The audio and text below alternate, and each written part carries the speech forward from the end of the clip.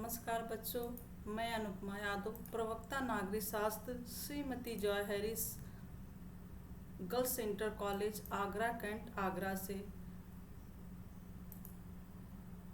Intermediate में नागरिक शास्त्र की दो पुस्तकें चलती हैं। एक पुस्तक का नाम है समकालीन विश्व राजनीति और दूसरी पुस्तक का नाम है स्वतंत्र भारत में राजनीति। तो बच्चों, आज हम नागरिक शास्त्र की दूसरी पुस्तक का अध्ययन करेंगे। दूसरी पुस्तक का पहला अध्याय है राष्ट्र निर्माण की चुनौतियाँ। इस अध्याय का अध्ययन करने से पहले इस अध्याय का सामान्य परिचय हम आपको दे दें। इस अध्याय में हम किन किन बिंदुओं का अध्ययन करेंगे, इसकी एक समरी हम आपके सामने प्रस्तुत कर रहे हैं। सबसे पहले हम देखेंगे नए राष्ट्र के समक्ष प्रमुख चुनौतियाँ क्या थी। राष्ट्र निर्माण की चुनौतियों में प्रमुख रूप से विभाजन से उत्पन्न विस्थापन और पुनर्वास, फिर विभाजन की प्रक्रिया, विभाजन के क्या परिणाम हुए, विभाजन के फलस्वरूप रजवाड़ों का विलय या देशी रियासतों का एकीकरण, राज्यों का पुनर्गठन और नए राज्यों का निर्माण। इन प्रमुख बिंदुओं का अध्ययन हम इस अध्याय में करेंगे। नए राष्ट्र का निर्माण। आज़ाद हिंदुस्तान ने राष्ट्र निर्माण की चुनौतियों के लिए क्या रुख अपनाया, इसका अध्ययन हम इस अध्याय में करेंगे। सन 1947 के 14-15 अगस्त की मध्यरात्रि को हिंदुस्तान आज़ाद हुआ। स्वतंत्र भारत के प्रथम प्रधानमंत्री पंडित जवाहरलाल नेहरू ने इस राज्य संविधान सभा के एक विशेष सत्र को संबोधित किया था। उनका यह प्रसिद्ध भाषण भाग्य वधु से चिर प्रतीक्षित भेंट या ट्रिस्ट विद डेस्टिनी के नाम से जाना गया। इसका अर्थ है भाग्यवधु से मतलब सौभाग्यशाली दुल्हन से, चिर मतलब लंबे या दीर्घकालीन इंतजार के बाद भेंट, अर्थात भारत की स्वतंत्रता के साथ एक लंबे इंतजार के साथ भेंट। नए राष्ट्र के समक्ष प्रमुख चुनौतियां क्या थी। स्वतंत्रता सेनानियों में कुछ बातों के लिए विवाद था, लेकिन दो बातें जो थी सबकी सहमति थी। पहली बात थी देश का शासन लोकतांत्रिक तरीके से चलाया जाएगा। दूसरा था सरकार सबके भले के लिए काम करेगी, अर्थात वह अमीर और गरीबों के लिए समान काम करेगी, जिससे सार्वभौम या सर्व कल्याण की भावना पे चलेगी, जिससे राष्ट्र का उद्धार होगा। 1947 का वर्ष हिंसा व त्रासदी का वर्ष था, क्योंकि एक ऐतिहासिक मगर खुशी और गम का दिन था, क्योंकि भारत ने आज़ादी की दहलीज पर कदम रखा। लेकिन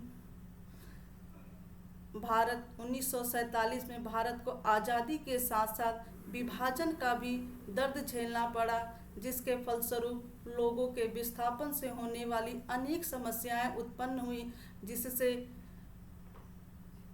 गुलामी से आज़ाद होने की खुशी के साथ साथ विभाजन का दर्द भी लोगों को झेलना पड़ा। भारत 1947 में जब आज़ाद हुआ तो भारत के समक्ष प्रमुख रूप से 3 चुनौतियां थी। पहली चुनौती थी विविधता या भिन्नता में एकता स्थापित करने की। चूँकि भारत विभिन्न संस्कृतियों,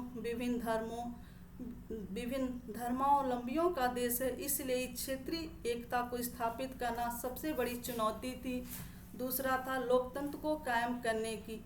भारत शुरू से ही लोकतंत्र को कायम करना चाहता है, इसलिए ब्रिटेन के संसदीय शासन प्रणाली के प्रतिनिधित्व मूलक की प्रणाली को अपनाया, ताकि देश की हर एक जनता को इस शासन में बराबर की हिस्सेदारी मिल सके।